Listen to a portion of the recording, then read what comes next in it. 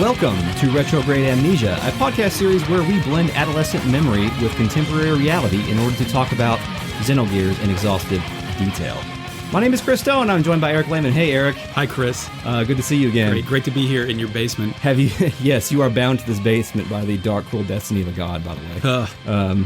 But only in the sense that you have to come here so that we can talk about Xenogears. Because we're going to talk about Xenogears again. Just imagine you're just talking to your doctor after your village burns down, and he just throws out some shit like that. You're bound to the dark, cruel destiny of a god. And he's like, oh, okay, yeah. Oh, Sensei.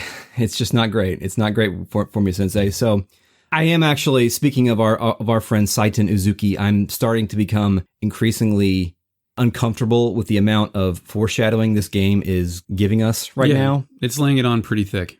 We're getting a lot of references to, as we said, the dark, cruel destiny of a god. What are the couple other things that we've seen here? People who apparently know Citan better than we do keep referring to him by a different name.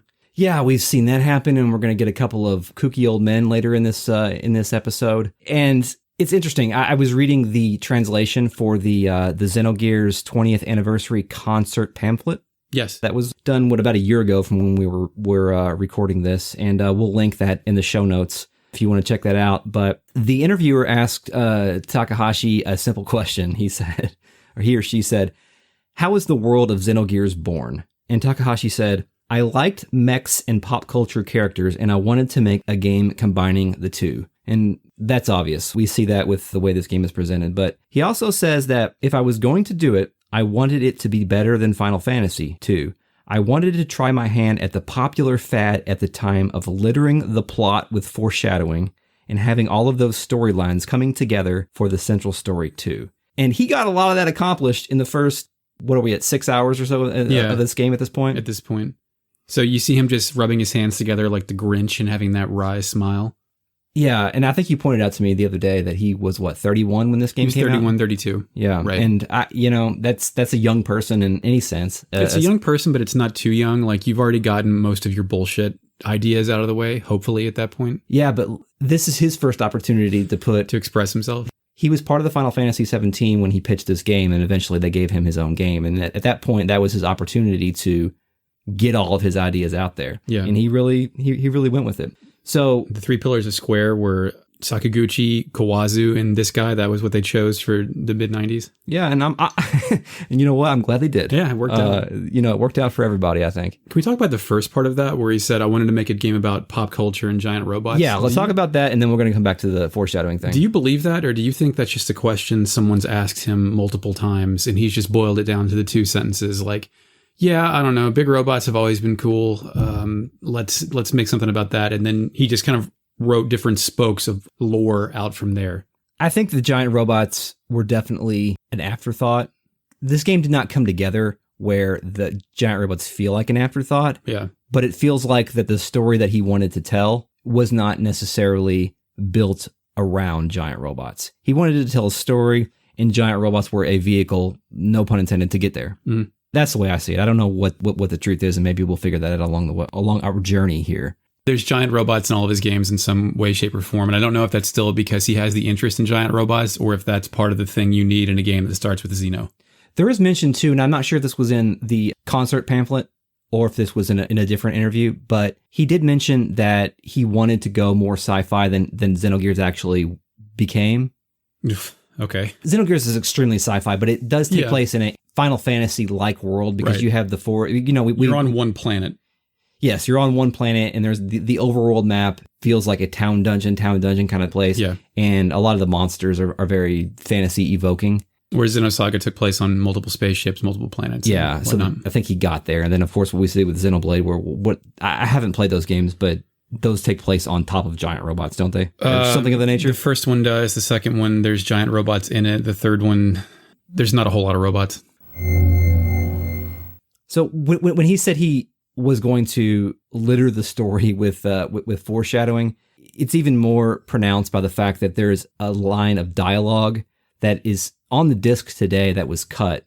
It was originally seen in a demo video, I think in Japan, but I think that the line was translated and is still on the disc today. And that line being, "So let love's blood flow. Like the seas of hell, it runs red and deep." God, There's red again. That was a line of inner dialogue that was supposed to occur somewhere in the time after he woke up from destroying the village. After Faye woke up. After Faye woke up, yes. So somebody was saying this in his head, whether it was himself or, we'll put two and two together if you play the game. Sounds like a Citan line to me. Yeah, it sounds like a Citan line, or maybe it's whatever existences are inside of Faye's head. Yeah. So it was sort of an inner dialogue thing.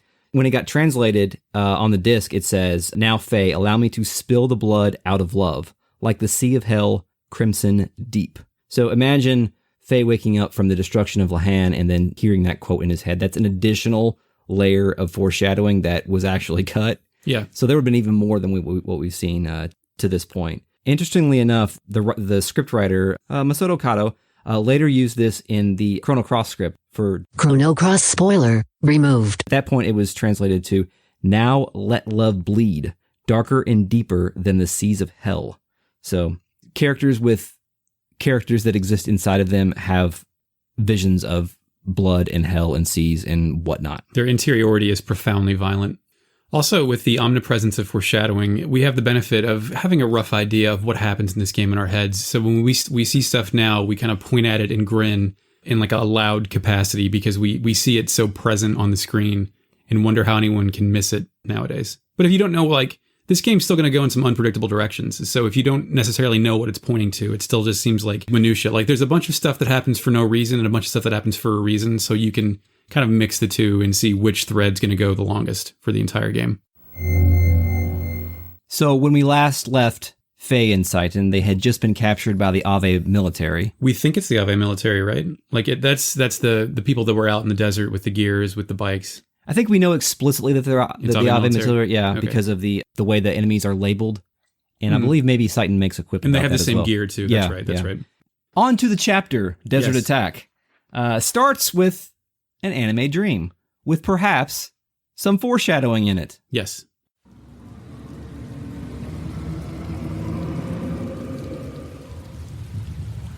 Let us join together.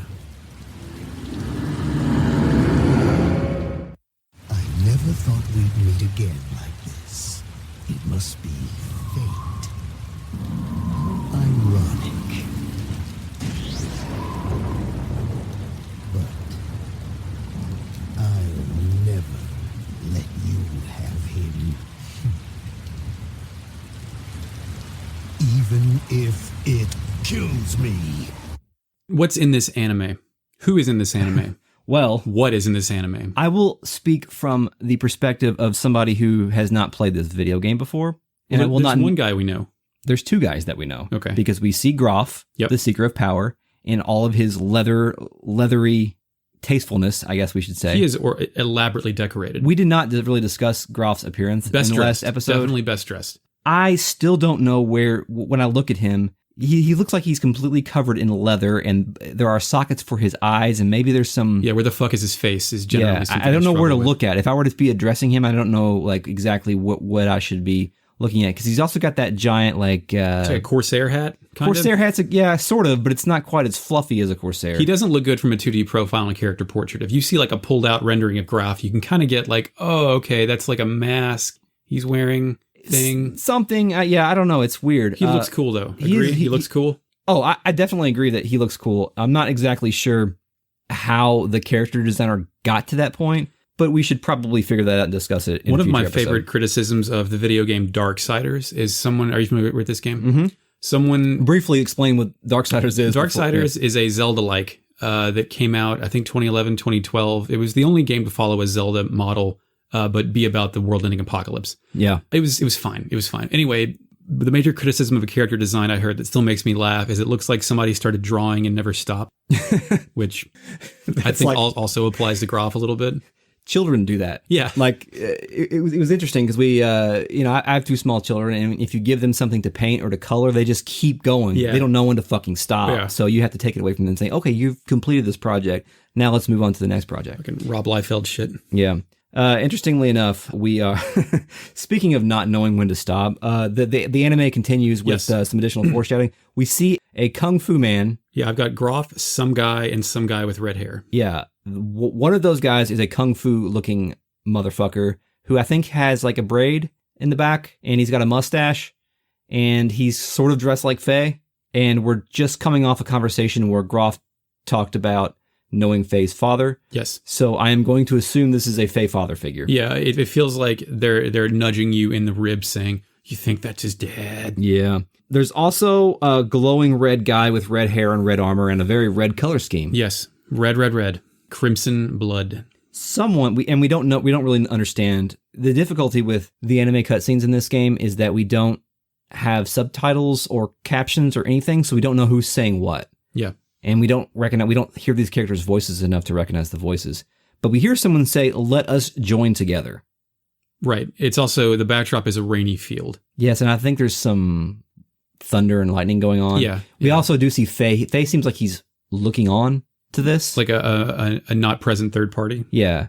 I guess because this is his dream, or is this his dream? I don't know. I have a piece of dialogue here. Did you have anything else for that? Go ahead with your dialogue. I forget who says it, but someone says, maybe it's not stated who says, maybe it's just dialogue. It says, "I'll never let you have him, even if it kills me." I think that's the Kung Fu Man. Kung Fu Man, okay. Yeah.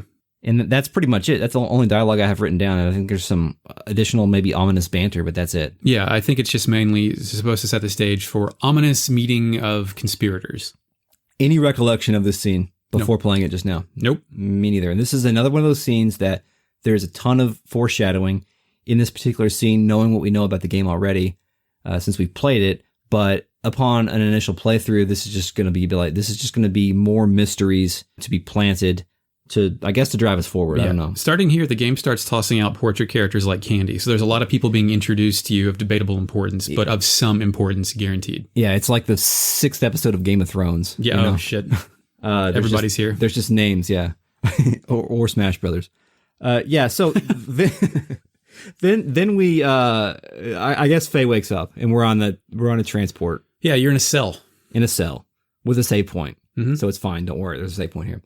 Faye and Citan are bantering a bit about the current situation, and I think Citan concludes that there's not really shit they can do about anything right now, which is a very un-Citan-like thing to say, because Citan his entire purpose is to be the one that actually does shit. Yeah, but he's a man of logic and principle. If he sees no play, he's going to call it like it is, unless it benefits him personally. I question Citan's existence as a person of a responsible, logical person. I mean, his own logic for his own purposes. We're not privy to what he considers logical based on his decisions and plans. More on his own purposes later. And while Faye and Citan are talking, there's a track playing in the background called "The One Who Is Torn Apart." It gives me the sense that whatever is being talked about here is important and mysterious.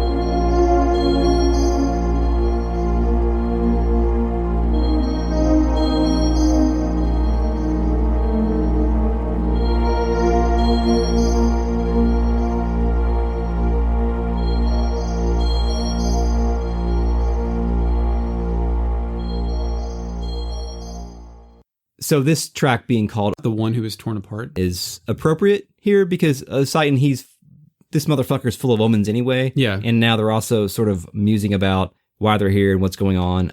This track's used a lot throughout the game for contemplative conspiratorial planning. Yes. And at some point during the conversation, Faye says, "Doc, before the village was destroyed, I lived without doubting myself." I believe that. I believe it too, but it is sort of a weird thing to say because you know that you only have a memory of 3 years. Yeah, but also he's 18, right? Yeah, that's true. Did you ever doubt yourself about anything when you were 18? Well, yeah, I mean, to a certain extent, yes. Okay, yeah, let me. Long-held beliefs weren't yet extinguished. True. Yes. There you go. My point on that. I get you. And we see like a sort of call to action for Faye in this throughout these next couple of chapters, whereas before he was just like, "Oh, fucking shoot me." Yeah. And so I wonder, his resignation is slowly being turned toward resolve. Yeah, and sort of the way I'm reading this is that his doubt is driving him forward in the same way that the player is being driven forward because the player wants to know what the fuck is going on. Faye also is now at the point where he wants to know what the fuck is going on because Grahf has already said, "Okay, I want your power. I know your father," and he threw all kinds of shit on him. And again, imagine if you're 17, 18 years old and somebody's like, "I know all these things about you that you don't know." Can you imagine how much that's going to fuck with you? Yeah. So good on you, Faye, for moving forward from here. He also mentioned that when he was dropped off at Lahan Village, people told him that he was calling out for his father, which is yet another reference to his father, which we saw the guy that looks like him. We saw Grahf say it. So maybe these things are starting to drive him forward because if you think back to I will refer to it as Citan's bullshit plan to get the Weltall away from Lahan. Yes. As a means to motivate Faye, because that's been accomplished now. Mm-hmm. The fucking Aveh military has it, so we don't need to do that anymore. But now Faye is driven forward by the fact that to figure out what is going on. So his motivator has changed at this point. I mean, he ends up reacquiring Weltall by a matter of necessity once again. So who's to say what could have happened if they were safely transported? But Citan appears to be the one that wants to get the fucking thing back. Yeah. So they have a little chat in their cell, and then it kind of don't they go to sleep to pass time? They don't actually go to sleep. Citan kind of turns, right? and Citan turns and look. I don't know if he's necessarily looking at the camera, but I felt like he was looking at me. Yeah. And then you get a parenthetical that where you can see Citan's thoughts. Yes. So this might be the first time we're inside Citan's head. Because we've been in Faye's head for a long time. We were in Ellie's head for a little bit last time, or in the forest, and now he goes. You got some chin rubbing. Yeah, some beard. Citan doesn't have a beard, but if he did, he'd be stroking that motherfucker like really, really, really ominously right now. Yeah. What does he say? He says, "It was him," in quotes. "There is no mistake. Could it be that we are approaching the time of the gospel?" Now, when Chris says time and gospel, it's because Xenogears capitalizes these letters and puts M dashes on both sides of them. Yeah, do we know why they do that? Is it a translation stylistic issue? choice? Yeah. Maybe it was a way to call attention to certain nouns that weren't. That it's a way to strike importance on repeating terminology. I'm going to go with that explanation unless we figure out something different along our research. Honestly, you know what I think? My bet that I just thought of is I bet they couldn't do italics with whatever font program they were using. Yeah, I do like the font in this game though. I don't know it's why. not bad. It's good. It flows.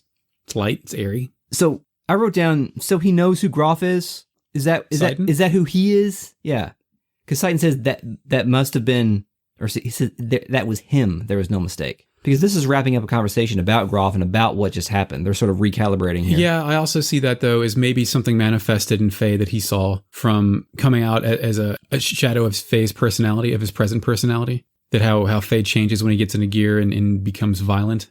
So he thinks that... I'm just saying, it could point into any number of directions. He thinks it could be... He could be talking about Grahf. He could be talking about whatever force or being is inside of Faye at this point. Mm-hmm. Fuck you, Citan. Yeah, but then we get since the UFO, our first dose of super weird shit. Yeah, go ahead. So yeah. All right, no, I'll take over. I threw my hand I'm this is weird. I'm treating Citan differently than I was the first time I played. Because the first time I played, he's my guide. He's your sensei. He's my bro. He's my sensei. He's the guy who knows what's going on. But now I'm just, if somebody knows this much about me and keeps all these things away from me, what are you? He's just looking out for your best interest, man. He just knows what you got to do to push yourself along and develop as a person. That conflicts with my worldview. You're not a weapon. Get in this big fucking weapon. Yeah, so go ahead. What happens here, Eric? It plays The One Who Is Torn Apart. As he's contemplating this, it plays that music. And then it changes. We get a cut, and it goes to Citan in some 3D multicolored room with JPEGs hovering around in a spherical circle. And in addition to this music, there's what sounds like a super slow-mo pendulum swinging back and forth.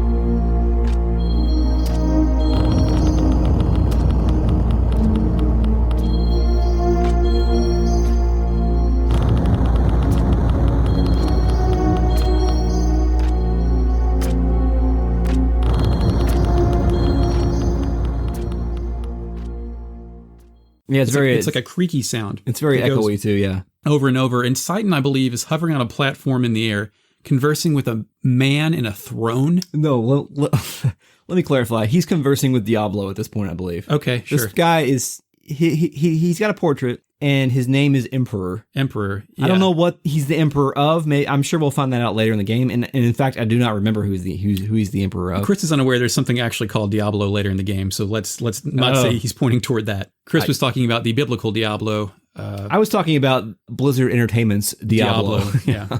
He's addressing this man as Emperor. He has deep blue eyes and a skull-ass mask. I've got a quote here. Don't know if this is I believe it's from the Emperor. Quote, "We are the people expelled from paradise and forced to live on the cruel service of the earth.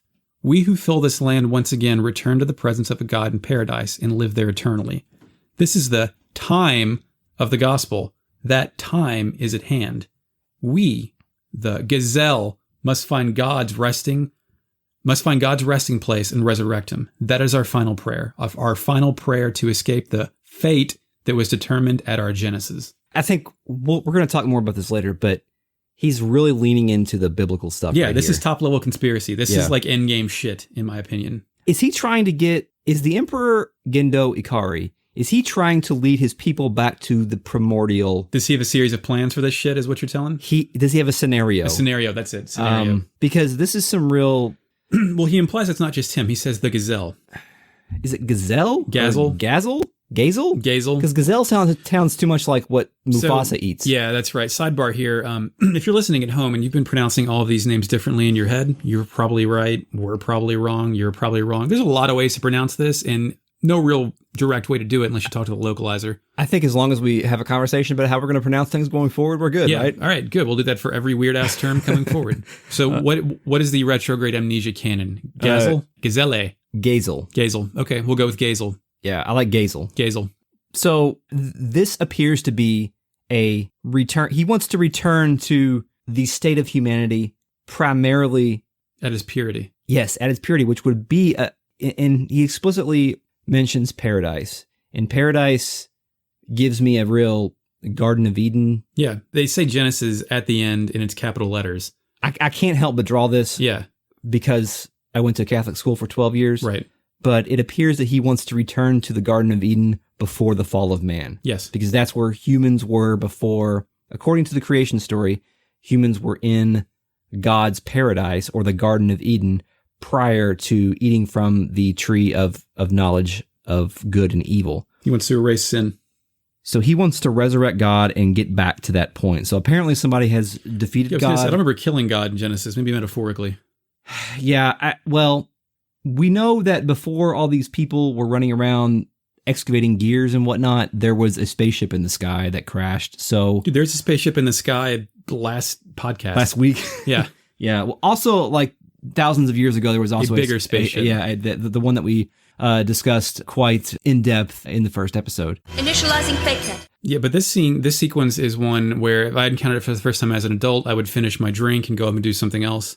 As a kid, it may have just it was just an escalating series of mysteries, and it was just another mystery. But this is, it's kind of a pivotal character that we see here. Talking to Citan for some reason, my buddy, my sensei. Yeah, I don't know if this scene was supposed to plant seeds of mistrust in Citan, because for the player, not for Faye, because Faye is not aware of this conversation going on, but for the player, I wouldn't trust Citan at all. I don't trust him now. I feel like maybe I did before, and maybe that's just because he was older than me and he knew more things than me at that point. Yeah, and he's really good at building me up, saying that I killed this Rancor dragon that no one else could have killed, and I'm the best. And it's like, dude, I can go fight that by hand now. What are you talking about? So I guess Citan is trying to at some point I think we've previously discussed where we think maybe Citan was a watcher of some sort in his mountaintop monitoring Faye from afar. Yeah. So so that makes me think that he was doing that on behalf of the Emperor, and that you think he reports directly to the Emperor? Yes. I believe he is some sort of spy, and he came to know Faye as it was his job to monitor Faye. Yet, they've throughout those 3 years, they've also developed a relationship, a rapport with each other, and maybe that was part of his plan to learn about this guy, become his friend, become his mentor, so that we can control him, because apparently he appears to be key to Well, as Grahf said before, he said he was key to killing God, or the mother god, or whatever you want to call it. But, and now we have the Emperor talking to Citan, talking about resurrecting God. So I think that maybe the Emperor and Grahf are on two opposing sides. Yeah, it could be. Yeah, they could be having like a parlance, like on opposite sides of the force field where they're discussing an escalating series of terms. So do you think Citan is also a family man? Yeah. Do you think when all this shit went down, he went, all right, it's 0 hour, it's go time. I don't know when I'll be back. I'm leaving.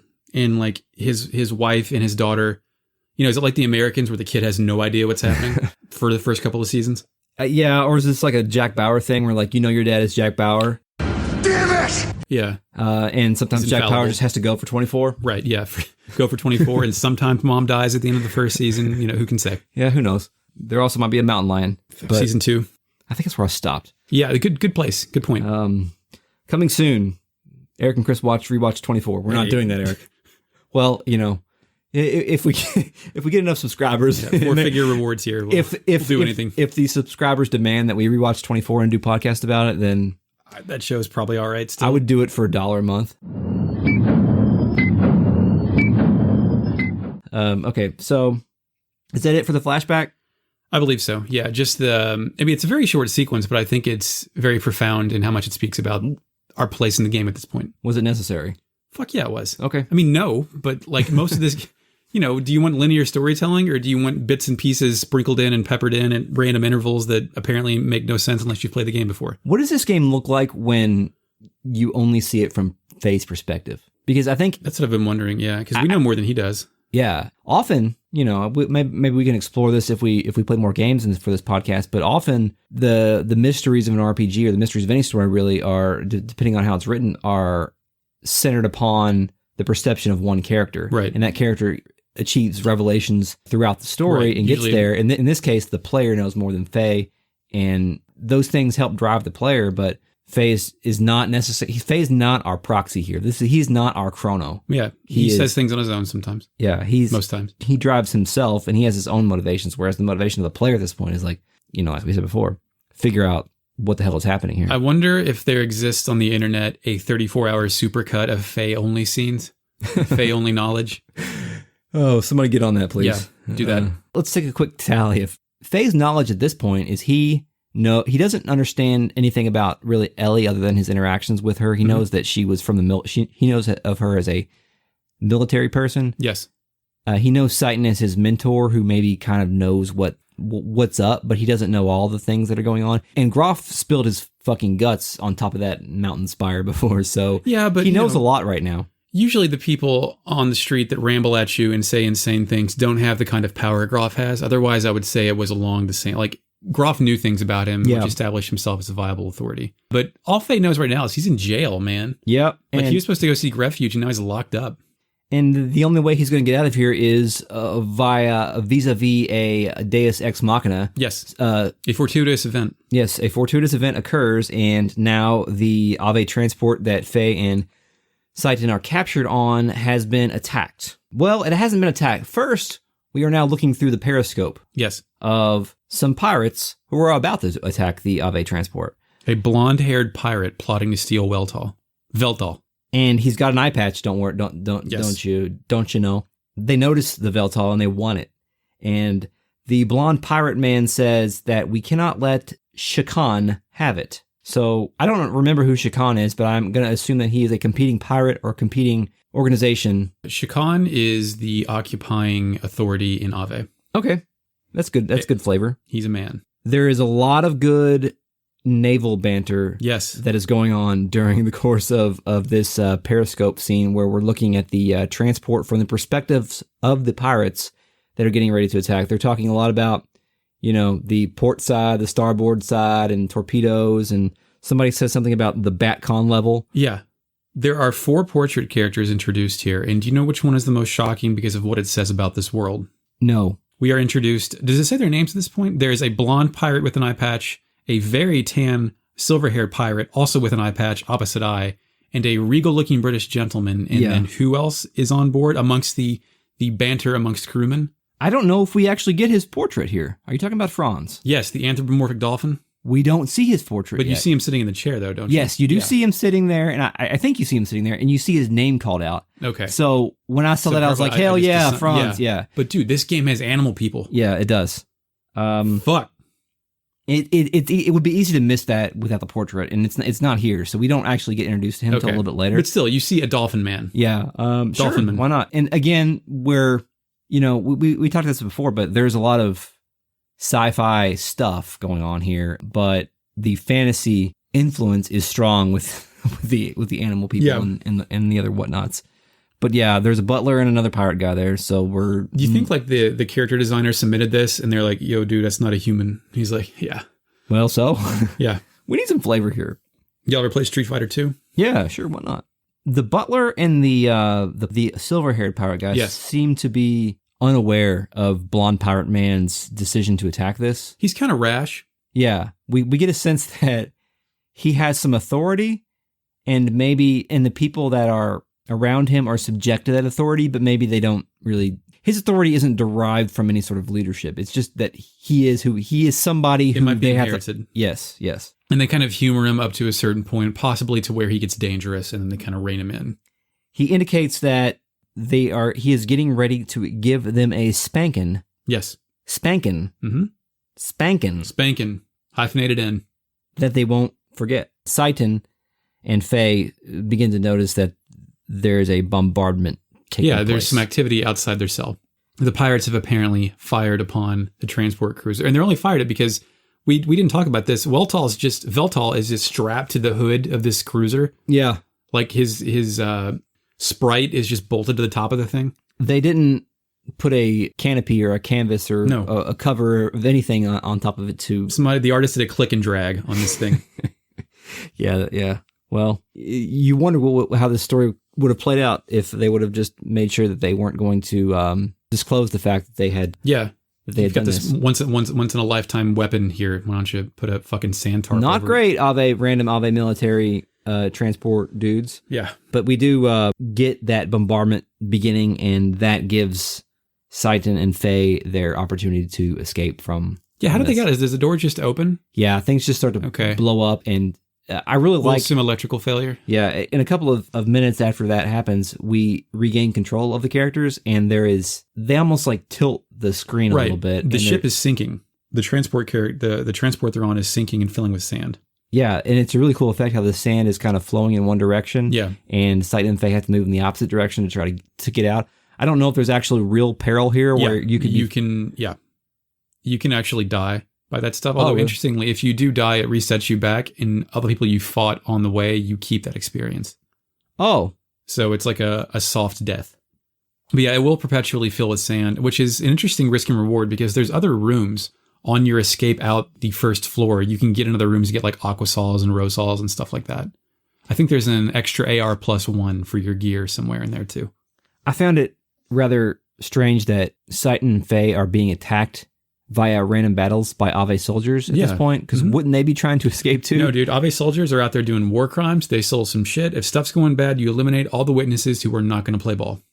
Good point. Okay, that will allow me to readjust my headcanon now. Because I was like, well, why are they trying to kill me? Won't they also be trying to escape? Totally rational. I also noticed during this escape scene that if you do the triangle, 4 triangles 1, 2, 3, 4 with Citan, then his fourth move in that moveset is a flick to the forehead.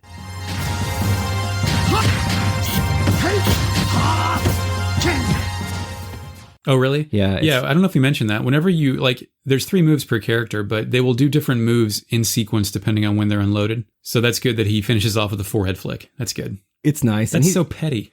It is so petty, but I'm sure that's in reference to some sort of, kung fu movie type it's something, thing, sure.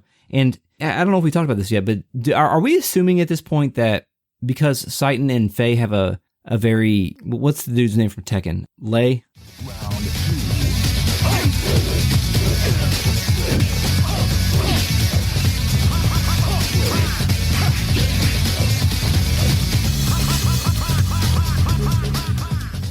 Lei Wulong? Yeah. Lei Wulong. And he's sort of based off of Jackie Chan a little Drunken bit. Master, yeah. But they both have a really similar kung fu kind of style.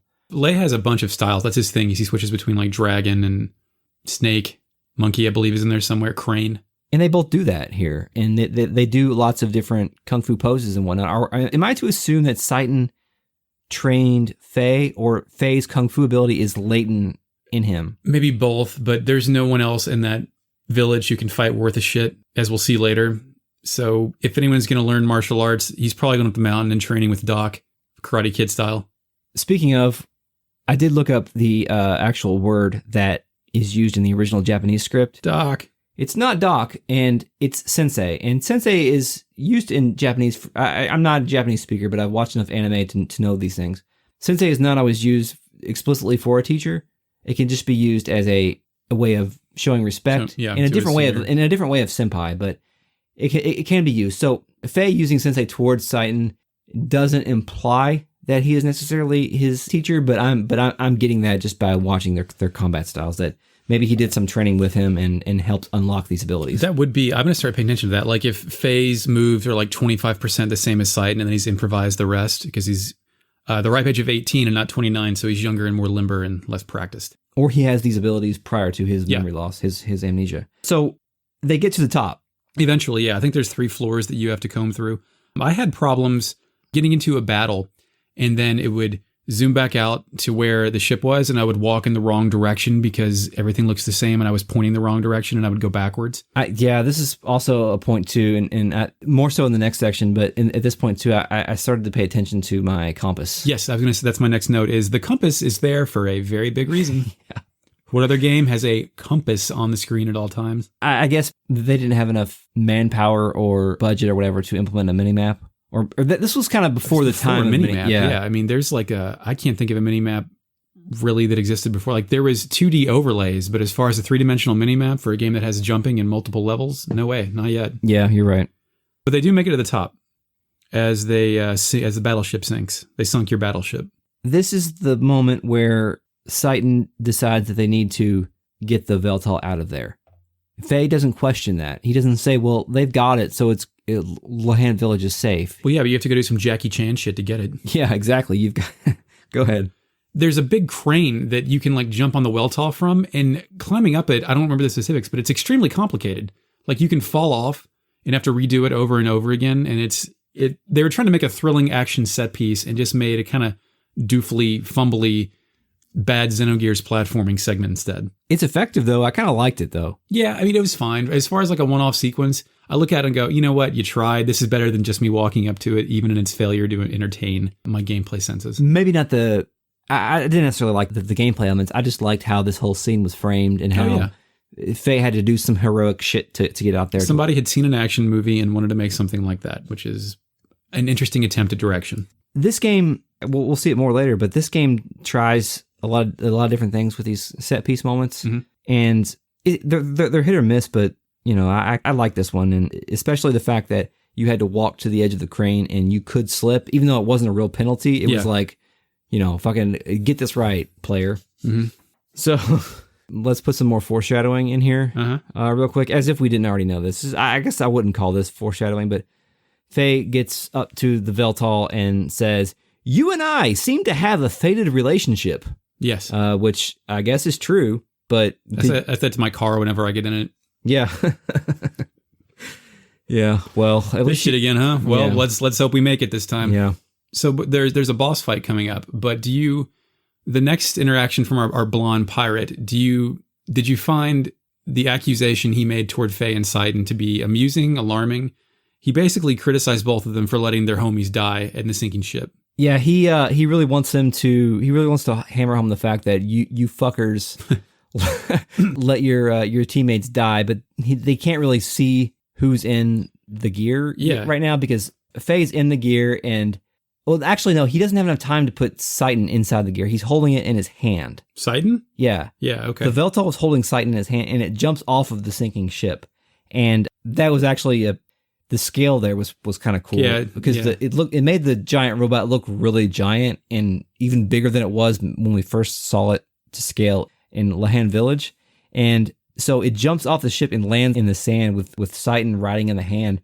And then Citan says, Feels like you have sacked your sacules and tickled your ultrases enough for one lifetime. The fuck does that mean? Dizzy, I don't know. He says that because I guess because he's taken a long ride down. Like I guess we are to believe that the Weltall jumped off the sinking ship and landed in the sand at a high velocity, and Citan was not in the. Yeah, I was gonna say, with a G-force murder somebody who's falling. I don't know, but that's when and like you said, that's when the blonde pirate is accusing them of abandoning their friends, and Faye actually tries to plea with the pirate that motherfucker, I didn't do this. Like, yeah, you would think him and his well-dressed buddy are not like the standard Aveh military soldier tan desertman garb. Again, this is also when Night of Fire plays before the battle sequence begins, and in fact, I don't know if you noticed this, and I noticed this, and I'm playing on the PS3, a backwards compatible PS3 on the disc. At some point during this conversation, it breaks to the battle sequence, and in dialogue still occurs. It appears to me that the frame rate increases at that point. But the frame rate's kind of everywhere in this game, as we'll see later when we get to Aveh. But every time there's a sequence where a dialogue continues once the screen shattering effect occurs, it appears that the gears and everything are moving in a little bit of a higher clip. it's a possibility. There's some video effects overlaid on this game for some magical spells and stuff too. So it's a really weird melange of stylization techniques. And I think the reason it breaks is because we have a little bit of they tussle a little bit before the actual battle starts. I think that the red gear that the blonde pirate is in. Yeah, that it starts to do a couple moves before the actual battle starts. His gear has a nice haircut. It has like one of those knight ribbon things coming out the top of his head. Yeah, I wonder, are we supposed to understand at this point that the pirate has a special gear because it's painted red? I think he has a special gear because they've been out there excavating shit on their own with their pirate mobile, and they found a good one. That's how I read that. It may be different later. Honestly, I have forgotten.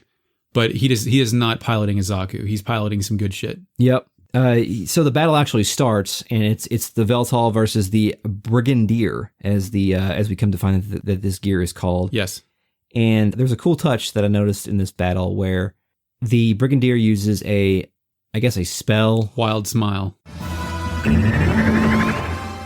Wild Smile, and that reduces the accuracy and evasion of the opponent. But how does that affect the gear?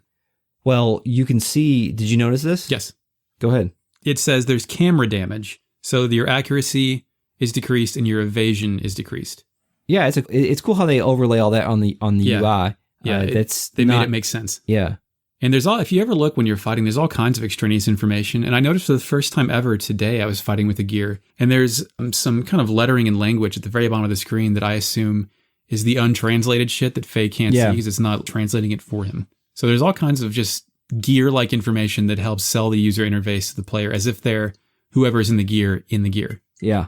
So this battle plays out, and the Brigandier has these like retractable battle whip things that it does, but I feel like this is not an explicit tutorial, but this is just another moment in which you are afforded the opportunity to play around with the battle mechanics and just try to do a lot of damage before the other thing does a lot of damage to you. Yeah, hopefully if you can hit him after he keeps casting Wild Smile on your ass. Yeah, I think it maybe prolongs the battle a little bit because you miss a little bit, but it's your first gear status effect, I think, so it's, we're still in the period of, we're 5 hours in, but we're still in the opening part of this video game. So that battle plays out, and then they fall in a sinkhole. Yep. That's pretty much it. They're in a sinkhole. And so ends the chapter. So that's it. We talked for an hour about 5 minutes of this video game. Shit. Yeah. What are we doing? It's what we're here for, man. Why are we doing this? Okay. I actually really enjoy this. So thanks for joining us today. Thanks for listening. If you haven't already subscribed to this podcast, please do. Or support us on Patreon at patreon.com/retroam. Follow us on Twitter at retroamnesiapod. You can email us things at retrogradamnesiapodcast@gmail.com. We promise to read and respond to your comments in the future when they are applicable to our conversations. And review us on your favorite podcast platform, be it Apple Music, Google Play, or whatever. As always, thank you to Mark Shepard for the intro track. It sounds wonderful. It's a Xeno banger for sure. Until next time. Yes, we will kill God. Now go back to sleep.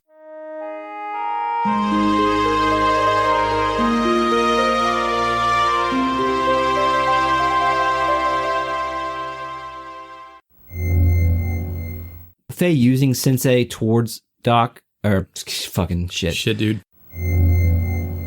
and lands in the sand with Citan riding in the hand. Spankin'. This whole conversation has been recorded. Great. Damn it!